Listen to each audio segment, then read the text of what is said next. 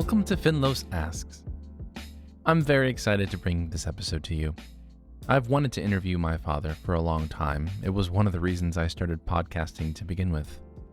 Over the past couple of years, I've tried to get him to let me record a conversation, but things never lined up. And truth be told, I've had some anxiety about it. There's something about this type of conversation that feels like moving toward an ending. He is 77 after all.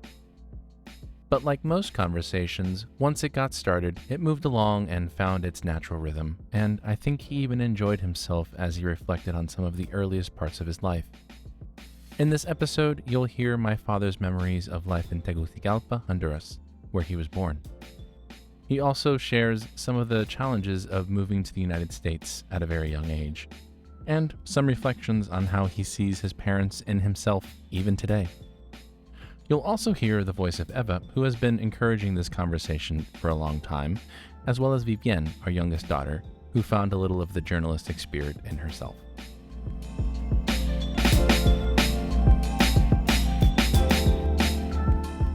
We've never been to Honduras. What was your favorite part about being there, like as a kid? The hills, the roads, all the artifacts down there. I used to go to them a lot when I was a kid. And at 7 years old, I still remember them. We'll talk about that. What do you remember as 7 years old? They were cold, wet.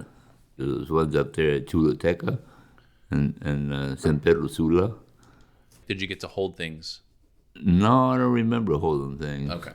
Because you described them as being like cold and wet. I was just curious what. Well, it was hot. But they were the coral rock down there, and it was cold all the time. So Tegucigalpa's elevated; it's high, isn't it? Yeah, and these were higher too. And higher. Yeah, you had to drive almost to the coast to see them, or north. Eva says that you've mentioned before that you have a grandparent, or was it a grandparent, Eva? Yeah, it was family members that were bakers. Bakers.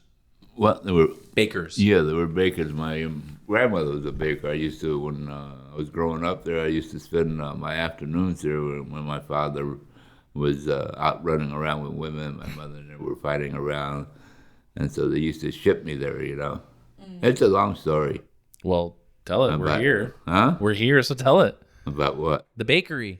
Oh, the bakery. I just remember going with her and spending the day with her and her getting up with her Nika. She said, I got to go to the bathroom. She'd bring out her Nika under the thing, and I used to have to poo in that thing and pee in it. What's that? What's a Nika? A bucket? A little tub about so big with ribbed handles where your butt fits into it. Oh, yeah. A bedpan. Yeah, bedpan. Yeah, Bedpan. Nikas. Yeah. That's what you call them? Nikas? What do we call them? We call them something else. Were the people in Honduras nice? Oh, yeah. My family was nice to us. You know, I go down, when I went down there, when I was AWOL from the service, I went down there for 6-7 months, and I spent a lot of time with my cousins running around, having good old times like we used to. And we went all over the places and just had a great old time. I went to Choluteca, and I stayed out there for about a week with one of my other cousins. And I can't remember, he was a dentist. And he lived right on the shoreline. And it was really nice, you know. Was the city, like at that time, this is what, the 50s? Late 50s? Yeah, late 50s. Was it mostly suburban, or would we think of it as an urban city, or was it rural? Yeah, Rural. Yeah. The place was not, it was partially populated where we went, you know. The capital? No, the capital wasn't. The capital has always been congested and stuff. Always a lot of gusanos there. As the people call them down there. What does that mean? Worms. Well, I mean, I know what the word literally means, but like, what is it? Why were they called gusanos? Because they congregated at the market like that and just ran over each other and everything. Oh, packed in like worms. Yeah. Got it. Slimy. Slimy, yeah. And my sister used to go down. We used to go every morning down there. I used to go with her every morning. And we'd pick up the food, what we were going to eat for that day. Everything was fresh every day. Buy eggs, buy the meat, buy everything there. Yeah. You know, but she had her own suppliers and stuff, so He gave her special prices and stuff. Do you remember what the name of the bakery was that your grandma I don't remember used to that. work? I don't remember that. I was just starting to read it, and I was about 5 or 6 and Yeah, stuff. yeah. How old were you when you left? 7. 7. And do you remember, if you don't, I know you don't remember the name, but do you remember like some of the things they used to bake there? Pan dulce, rosquillas. Like donuts or like... They're like bagels, but they're awful hard, you know. Wow. And they're really good. They're really good down there. Yeah. And the bread was always delicious because she would bake all kinds of bread, and that's what she would give me for my snacks in the afternoon when I was there with her. And then somebody would pick me. I don't remember who. I think my sister would pick me up. Dolores. Huh? Dolores? Yeah, Lola. Lolita. So you talk about your cousins and your siblings. What it was a big family that you had there. Yeah, we have a big family. Not just till recently, because of Facebook, I've been connecting to a lot of the family, and I'm finding family all kinds of last names, and I get these emails on, so I'm not going to answer, and then I see these things on the email. Why don't you answer me? Don't you know who I am? And I no, I don't. And I'm your cousin. And it has a name like Pascual or something like that. Pascual. Yeah, but they all go back to Fiallos, some ways. Yeah. We have Eva has restored a few pictures that you have from the house that you had in Daegu there. And that was in Comayabuela. That was my mother's father. Was it so from what we've seen, like there's one picture that I'm thinking in particular of your mom like sitting in a hallway, but like it's obviously there was a garden in the middle of the house. That was my Lola was there. my grandmother's house, I think. No, my grandmother's house was in town in Comayabuela. So, but you would kind of visit around. Oh yeah, I was destitute. I didn't have any parents at that time. They were fighting all the time. So you stayed with your grandmother a lot? Yeah, grandmother a lot. Yeah, and what's her name? Do you remember her name? This is your mother's mother? My father's mother. I never met my mother's mother. I met her brothers and stuff like that. What's his name now? I'm trying to think of his name. His name is I'll think about it in a little bit. But we still converse back and forth. He came up here for a while, and we walked all over Dade County. Yeah. Oh wow. He liked the bus, but he didn't like the people driving him around. He didn't trust people, and so we walked everywhere. I remember walking through the weeds. I'm just trying to visualize what the houses look like, because I have an image of what it might look like, but my mother's house was one big long house, so it could be one big long piece of property, narrow. And like what we might call like a shotgun house? Yeah. Like one hallway? One hallway, yeah. And on the front was my bedroom, and when I went down there, my bedroom was at the top of the stairs when you first went in. The bathrooms were all next, and there was somebody else's room, then my mother's room was at the end, my sister's room was in the middle someplace. But we used to, she had the garden on the walls there. I got pictures of the house. I was sitting all my sister's kids sitting there. Yeah. So when your family told you were 7, so you were born in 1946, so that would have been 1953 when you... Yeah, 52, 53, somewhere around there. And they just said, we're leaving? Like that was kind of what you were told? Yeah, that's the way it was. I remember sitting outside the Seguro Social in places, waiting for paperwork to get done. I don't remember. I have a picture someplace me sitting there like this. I know that it was mostly because your dad worked for Pan Am. Was it Pan Am? Yeah, he worked for Pan Am. So he was coming to Miami for work.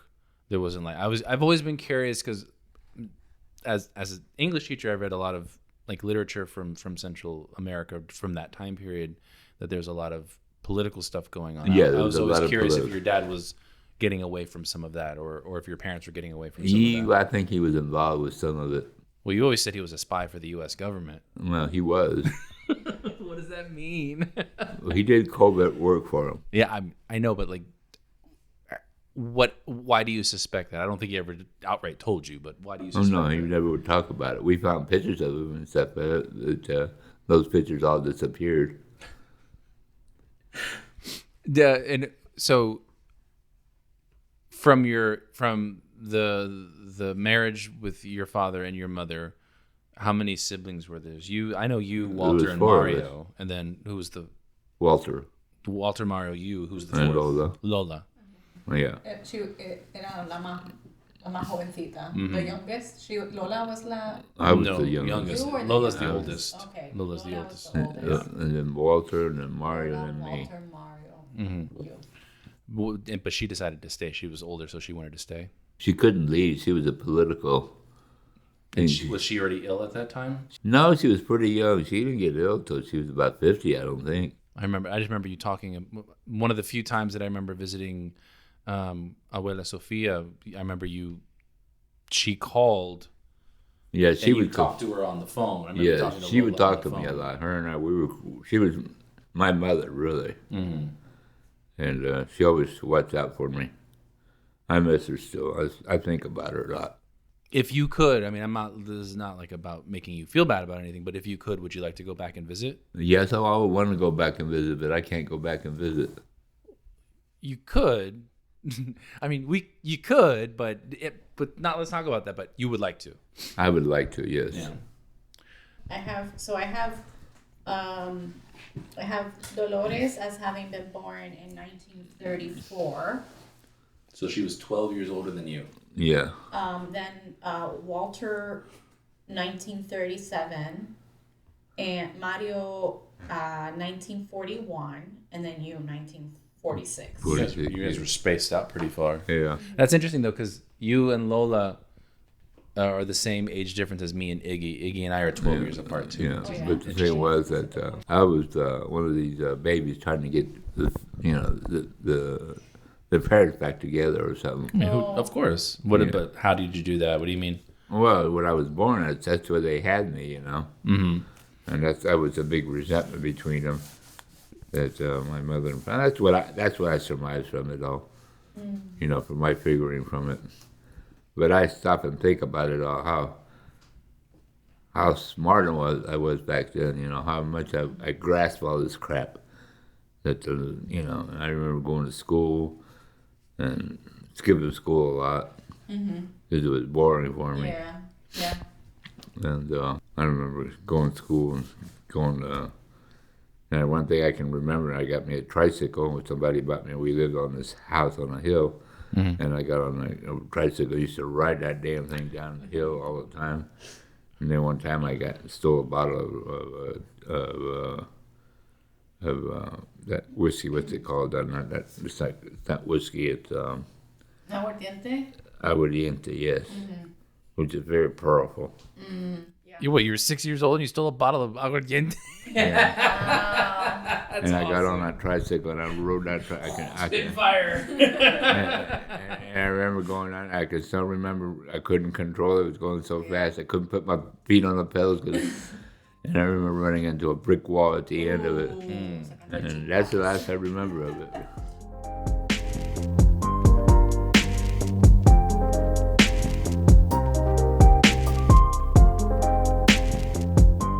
So what we've heard from you, and what Eva's done a lot of research, but it's really hard to find records from Honduras, obviously. But what you have always told us is that it was your father who was of Spanish lineage or Portuguese. Portuguese, Spanish, Okay, and your mother her family was Honduras. Honduras, yeah. For this part as far back as you could see.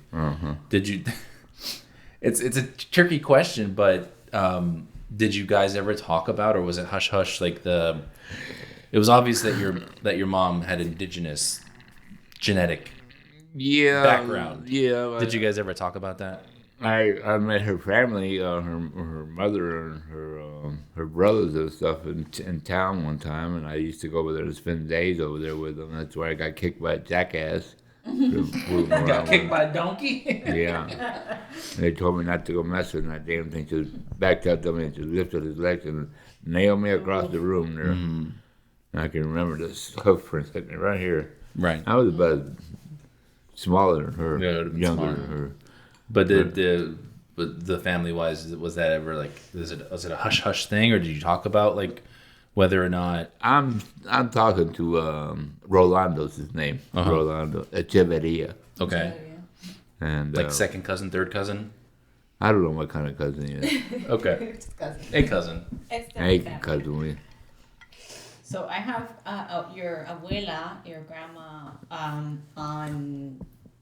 on your dad's side. I have her name as Dolores Salgado de Fiallos. that's it. Salgado. And el abuelo Ernesto Fiallos. The fifth? The fifth, I don't yeah. know. Yes, because you know what happened? I found your dad's death certificate. Yeah. And they were listed. So those are the names I was able to get from there. But you know what? Also, my sister Renee was talking to somebody on some site, some other ancestry set, and they said my father was a twin with somebody, but his brother died or something. You know, but we always just There were some Catholic records. None about a twin. yeah. But that's the first time I ever heard it was that night, just a month ago. He wants to ask you something. What did your dad work for? Pan American. Oh, he was a mechanic for him. He did early electronics for him. If you look at the books, Pan American was the king of air travel back then, and they would travel all over the world. I remember my father leaving on weeks and stuff like that, or he'd come up here and when he lived, I know he would disappear for a week at a time, and I'd say he'd be working there, and then one day Jimmy Lawrence and I drove by there, and we saw him there, and we started going, and they wouldn't let us in because that was a secure area At the airport. at the airport. When you went around Pan Am, the airport used to be Northwest 36th Street, and then it went down by the canal this way and curved back in the back here, a little corner in the dark. Where they had one big hangar there, and that's where the airplanes were. Right. And that's where he worked at with them. And, but he never talked about it. When we asked him, we never asked him questions because we weren't. Well, he was not a nice person. No, he wasn't a very nice person. My father was always mean. Kept to himself. Not introverted. He was, yes, more disengaged than anything else. He had his own little crew he worked with, Pan Am, Dutch, Ehrlich. I remember Dutch. And he was an old man, about 5'6". He had hunchback kind of, but he was one hell of a man. He was a good man. And we used to go to Miami Springs and go to his house and spend holidays there with him. And I remember him. He was a very nice man. There was a couple others I can't remember right now. But Dutch Ehrlich was his name. When you first landed, did you go directly to Miami? Like, was that always where you were going to go? Like, there was...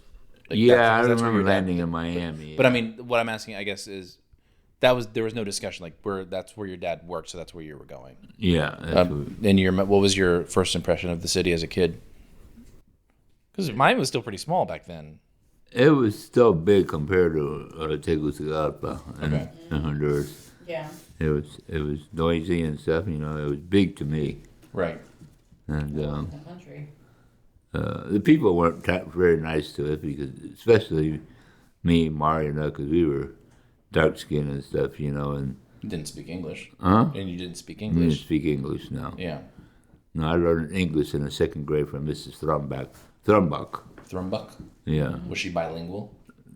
She was more than bilingual. She was very smart. I remember she was short, squatty, and But she could speak to you in Spanish and then also in English in both? Yeah, well, she taught me English. She's the one who taught me English, and she wanted to teach me German, but they didn't want me to learn German because that's what her native tongue was, German.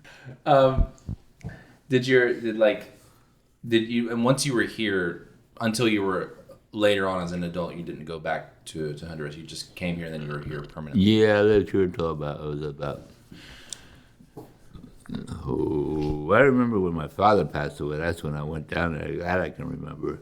How old were you then? I can't. Maybe 14, 15. And like his funeral was down there? Yeah. He had moved down there. He passed away down there. That was 1975. Yeah. Yeah, and I never did get to see his house because my Uncle Fred up Scanda with he got all him and Chipita, which was his wife, and got all the assets from the house, and I went and stayed with him for a while before before he passed away. Mm-hmm. But it was okay. He was okay. He had killed somebody down there in a gunfight in his office, and he was a doctor. He owned this. That's the way Honduras is. I believe it. Okay. Yeah, you get somebody angry at you, they'll go murder you or have you murdered. Yeah. Because there's people down there that'll do it for $1. Yeah. And I can remember going through that when he got shot. I was up living in Miami at that time he got shot, and they notified Mario and I about it. My sister did, told us about it. But my mother and I never talked too much. That's the big thing that I guess the resentment that we have about each other. That she was always angry with me, but she was very close with Walter. Walter was her baby boy. But you were the baby boy. No, he was the baby boy. He's the one that got taken care of. He's the one that got everything. That's why she lived with him at the end, where before she passed away, she was living with him. Why what was the resentment towards you, though? I don't know. I never found out. I never talked to my mother that much, I think that was the resentment of why Walter never talked to me either until the day he died. I never heard from him for 3 years until he died. I didn't even hear from him when he passed away. His daughter sent me a notice that he had passed away. And ever since then, I keep in touch with Sophia on Facebook, but that's about all. Yeah. But and then when you moved to Miami, did you not live with your mom? Then you lived with my mother wasn't even here yet. Yeah. I was curious about how she ended up in the United States because if I'm understanding the timeline correctly, by that time your dad was already with Nana. Yeah. Right. Yeah. So she was back in Honduras, and she had to have come back later, but she would have had to have come on her own accord somehow? Yeah, I think she came on her own accord. I really don't know how she got here. I never talked to her about it. I used to, she was working as a seamstress. She was a heck of a good seamstress. She could sew anything. She'd look at you and make it, Mm-hmm. Yeah. And it would fit. She would make all my clothes when I was in high school, my shirts and stuff. Well, I guess she didn't think that badly of you if she was making all your stuff for you. Well, I guess she had to do it because she was my mother, I don't think so. I don't know. I never talked to her about it, I would just go over there with materials and... Do you ever think maybe she came because you were there? No, I don't think so. No, not even a little bit? No. Okay. I don't think so. Her and I were not close. We were always fighting. I get that, but sometimes fighting is a way of... Because you don't know how else to communicate, like... And, when I left home, I remember going over her house a couple of times. And when I met Grandma Sophia. But she loved all you guys. She did, but I met her face to face. I met her maybe 4 times. And I can remember every time. And every time that we went to go see her, she had food ready for you. Oh, yeah. She always had... Mountains of food. Oh, yeah. She always had food for me. As a matter of fact... And she would make you take food with you. Yeah, that's what she would cook it for me to have food to eat. So what I'm saying is I think that there was some affection there. Oh, there was some... It was an easy affection, maybe. No, it wasn't easy. But, It was hard living with her. I never lived with her. You know, I lived with. I didn't live with Walter. I lived with Walter in Columbus, Georgia, when he was in the Army. Oh, okay. Yeah, I was wondering why'd you live in When I Georgia? got thrown out of school here, I moved up with him Mm-hmm. because my father didn't want to have me anymore. I was just too much for him. And with Nana at the house, she didn't like me at all, you know. And I never bring it up with Kenny, but, you know, Kenny's been close to me. He's always Yeah, he checks on you every day. Yeah. But I mean, you got along with your I got along with everybody. In the yeah, family. you got along with them. So, because I mean, I never, I knew Walter because he was of all the family that you're of your immediate family. He was the one who we saw the most. Yeah, in I used Miami. to go to his house a lot. And Grandma Sophia lived with him, so that's Well, how. no, Ruth was living with him at the time. Well, that was before me though. But so I knew Walter, but I never met. I maybe met Mario when I was a baby, but I didn't know him. No, Mario was very aloof. You know, Yeah. he stayed away from everybody. But all of Nana's kids, all of your half siblings, I knew all of them. Oh, yeah, they yeah. were of all of your family. They were the ones who were like involved. So Yeah, well, I was involved with most of them too. You know, I haven't talked to Maria in 5-6 years. Iris, I haven't talked to him maybe 4 or 5 years. And then she, I don't know what happened with her. She just quit talking to me. It's like something I've done something to him. You know, maybe I've always opened my mouth because you know how candorous I can be.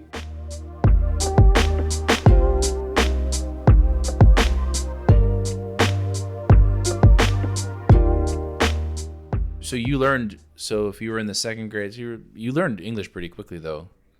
I had to. I know you had to. That's kind of what I'm getting to, which is your attitude about. White people. Yeah. I like that you just went out and said it.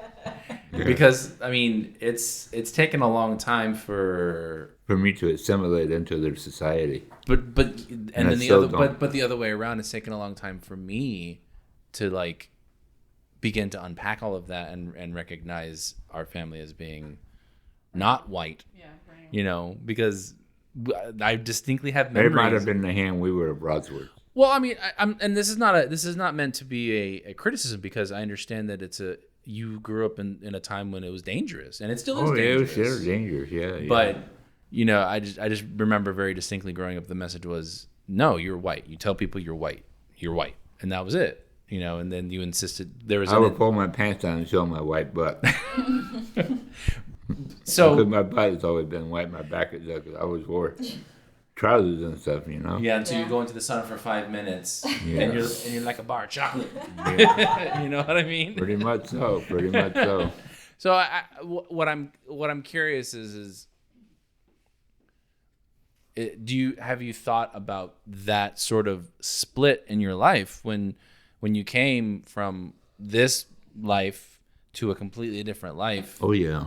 and what that's done to you? Yeah. Like, Yeah. How man. it's still affecting you. It still affects me every day. I don't know. Associate with them too much. With who? Friends that I got. But I mean, you don't associate with white people or with not white people. Just people. Why? I resent them. I don't trust them. Is it because you were hurt a lot as a kid? Yeah. People would come and beat me up. 3 or 4 of them would come beat me up. Yeah. And they would wait for me after school and on the corner by the weeds. Yeah. And they would try to beat me up. And then one day I just had enough and I beat the hell out of all 3 of them, the guys. Glenn Pear, Pat Hannon. The middle schoolish? No, High school-ish? elementary school. Elementary school? Yeah. You know where Emerson is behind it used to be a weed patch there. Mm-hmm. And I used to go jump over the fence at the end of school, go back through the weeds and go home through there so I wouldn't have to, and I would run home. So what are your happiest memories from when you were a kid? The holidays, Christmas. In Miami or in In Miami. Why? Because I would get a gift. Is that why Christmas is always a big deal for us? Because I remember that there's never been a Christmas that we didn't really celebrate. Like that was. That's one of the reasons why. Yeah. And I always find a time to be joyful to each other, you know. Mm-hmm. And do you see any of your parents in you, like your behaviors, like your attitude? Do you think that you inherited or learned any of those? You describe your father as aloof, and you describe your mother as resentful. Yeah, that's me. I'm resentful and aloof, and also tenacious. I like to. That's a really positive quality because you. Well, that's what's got me through. Yeah. And I say to myself, see, old man, if you had taken care of yourself, you'd be alive today. But you learned. No, he'd be 101, I think. Who, your dad? Yeah, he was born in 1919, so he'd be older than that. He'd be 104. No, I'm sorry, 100. Yeah, 104. Yeah. Yeah. So did you learn the tenacity? Do you think you got that? I understand that you have learned to be tenacious, but what positives do you see from your parents? Did you learn anything from them? My father always worked a lot. You know, Nana just sat around the house, and I used to have to clean the house a lot when I was growing up. I remember doing everything, dishes all my life. That's all I've ever done is dishes. That's why I hate doing dishes, and Wendy can't understand that because I never sat down and explained to her why I dislike doing dishes. Because it reminds you of doing them as a kid? Yeah, and it was always a big pile of dishes, you know, and doing laundry for all of them, cleaning the house before my father came home. Mm-hmm. And, you know, that's why I was happy to leave when I was 15, when I ran out. You know, I got tired of getting beatings and whippings and just being less on the pot.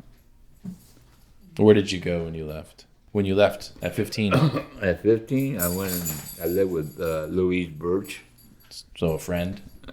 She became a friend. Everybody thought I was having an affair with her. Were you? No. Was she older? No, she was an older woman. She was married to an Air Force guy. Oh, okay. So she was taking care of you. Yeah. Well, I took care of her, and she took care of me. Mm-hmm. You know. She took care of you. It's good. And I finally left her. She lived over there behind the gas station on Carway and 70 over there, but 72nd Avenue.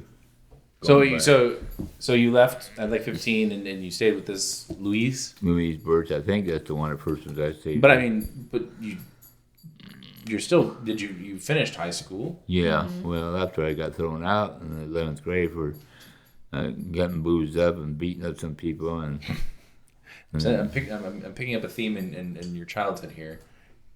yeah, I was Getting a boozed drinker. up and driving a tricycle down the road. And, Yeah, I was a drinker back then. I used to drink. I was alcoholic. I was a young alcoholic. I really was, son. well, I mean, because it makes sense, and Eva can speak better to this, but you were coping with trauma, with some pretty traumatic stuff. Yeah, but I didn't look at it as trauma. Well, you don't have to look at it as trauma because there's just that your body just does it. Yeah, maybe that's why. I don't know, but it wasn't no fun. But you eventually did graduate from college. Yeah. And then didn't you say you went to like Michigan or something for college for like a week? I went to Ohio. I went to Indiana. Yeah, in Indiana for and then you hit the ground once because it was cold. And you're like, nope. Well, it was too damn cold. It was snowing out there. Yeah. And somebody, we gonna go practice out there? And I said, yep. And I remember getting tackled in that, and I hit that ground, and I said, I'm going home. Yeah. And I took a bus to Indiana, to what's that big city in Indiana? Indianapolis. That's it, the one. And then I took a bus down south. It took me 5 days to get home from down there. Yeah. And my father picked me up at the airport, at the bus station, and I don't know what the heck I did there. I think I went. I don't know what I did after that. Your father was he was still alive when Iggy was born, right? Yeah. So your dad met him. Yeah. Did you have any conversations at that time with your dad about No. what it was like? No, he just always asked me when I was going to marry Linda. Yeah, he liked mom, right? Yeah, He said they yeah. were thick as thieves. Thick as thieves. Yeah, they were. They was smoking, play cards all night. That sounds like mom. Does she remind you of your dad? Not really. I just loved the hell out of that woman. She was a great woman, until she let. I don't know. I don't know what happened to us. I well, we're not going to get to talk about everything right now, but we'll have a conversation all about mom. Don't worry. Eva and I have done a lot of unpacking around what we think some of her issues. Not Well, issues. tell me what you think. Well, so her dad was abusive. right, her father was abusive. We Yeah, know that Ivan because, was, because yeah. we've picked up. It's Yeah, not what- just what you said. It's Yeah, when I first met him, it's just so he confirmed says by to me, Aunt Sarah. Yeah, but I mean, she was. We were just having this conversation yesterday that in a lot of ways, mom would have been much happier if she could live life like what we would think of as a man. She liked to dance, she liked to drink, she liked to have fun, she liked to party with people, and just behaving in ways that women don't, at least in 60s, 70s, 80s, were not. well, she was. She liked to party. Yeah, she did like to party. And I think that a lot of times she felt very trapped. I think so too at times. Yeah. And again, like I'm very thankful for the way that you two were able to. I've never been resentful that. I was resentful of the way she acted. I know that, but what I'm saying is this: I'm thankful that you two recognized that, at least by the time I was born. I mean, I know that we're 15, 18 years into the relationship at this point, but by the time I was born, you two had figured out that it's not a question of love. We just can't live together because there were differences of needs and differences of expectations, and I've always appreciated the fact that despite the fact that you two just could not be together for long periods of time, that you never stopped interacting with each other.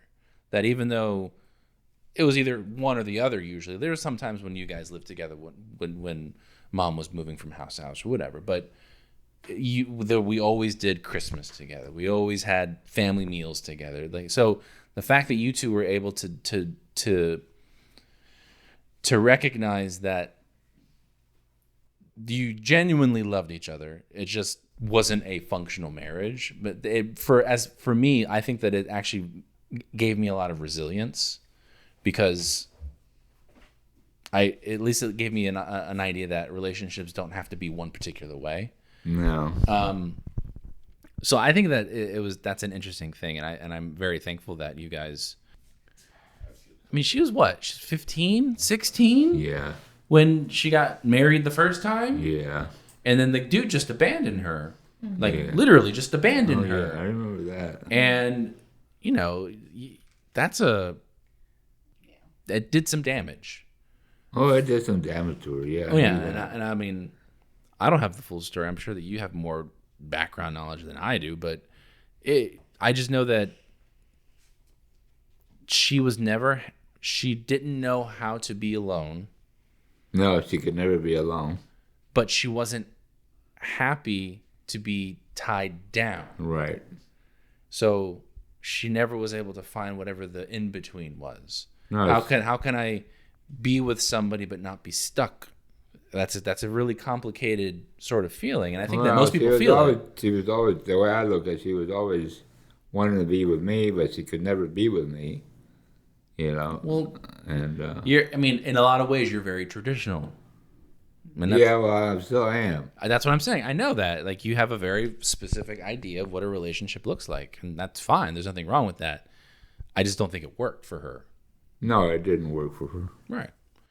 But again, what I think is cool is that, even like, there's just no question. Even when you saw her for the last time and you were in the hospital, when she was in the hospital. She was at that place up there on the coast up there. In the hospice. Where was that last place we saw? Ruskin. Ruskin, where she died. Yeah. There was she didn't want anybody else. She wanted you. I know. And that means a lot. I think that's important. So what I'm hoping that you see though, and what I'm trying to say is that I think that you both came from really, really troubled homes. Yeah. We came from troubled homes. But from Mildred and Ivan. That's yes, their name. but you still were able to truly love each other. Oh yeah, she loved me. And you loved her. Yeah, I loved her. Yeah, I still do. I know you do. I know you do. But I think that's powerful, especially. I'm just saying, considering both of the prior experiences that you both had. I think that's really, really powerful. I still have problems with women because of that. Because I can't get into any other woman, And, can't get into her. That I think that you had a very high bar with Mom, and nobody was ever Mom. Nobody was ever Linda. No. Linda, Mom was your standard. That was this is the top. Like I looked at that picture back there when she was 14 in high school, 11 or something. Yeah. And that's the way I met her. Yeah. That's how she looked. And I remember her.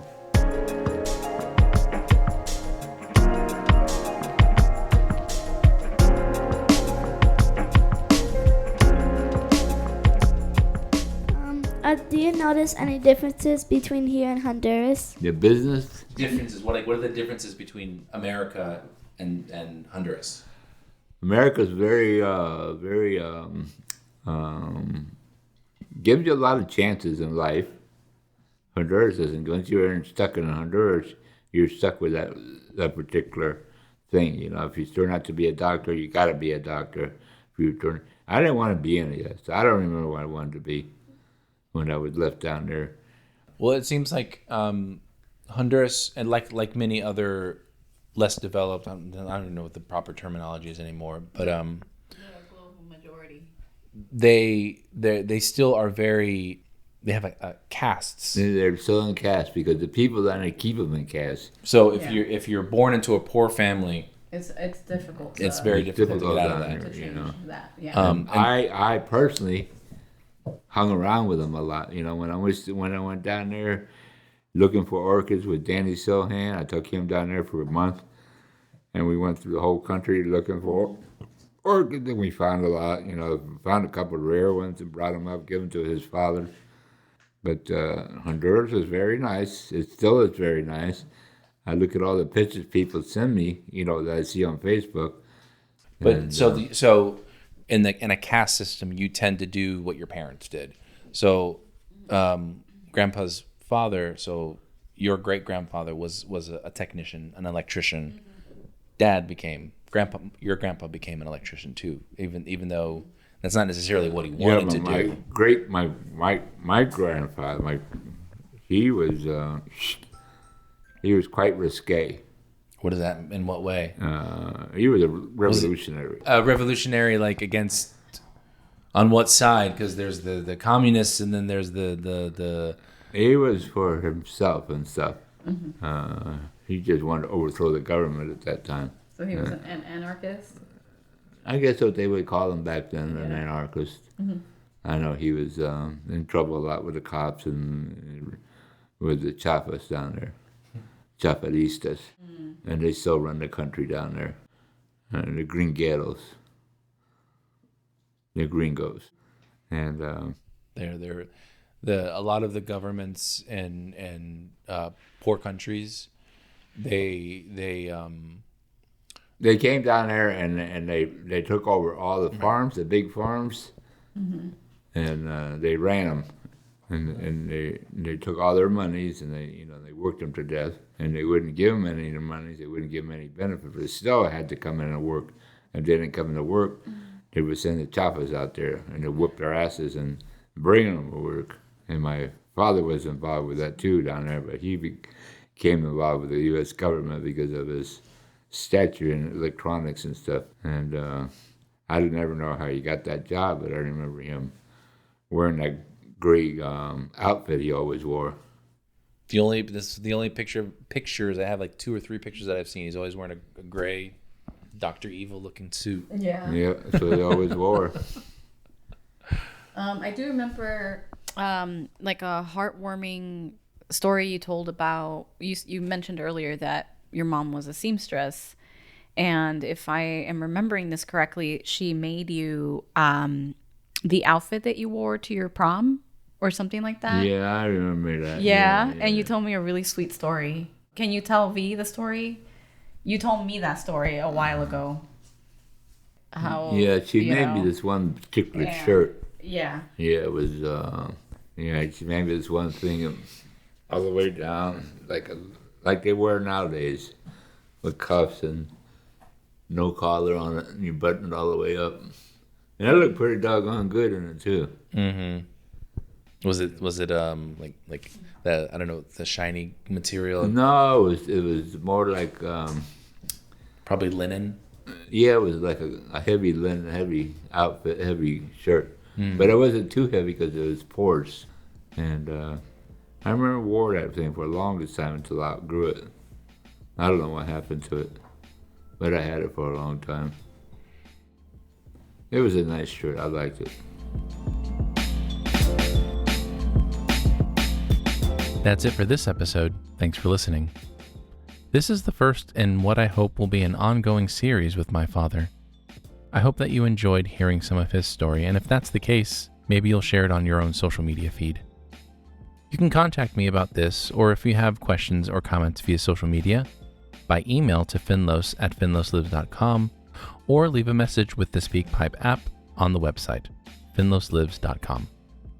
I look forward to our next conversation.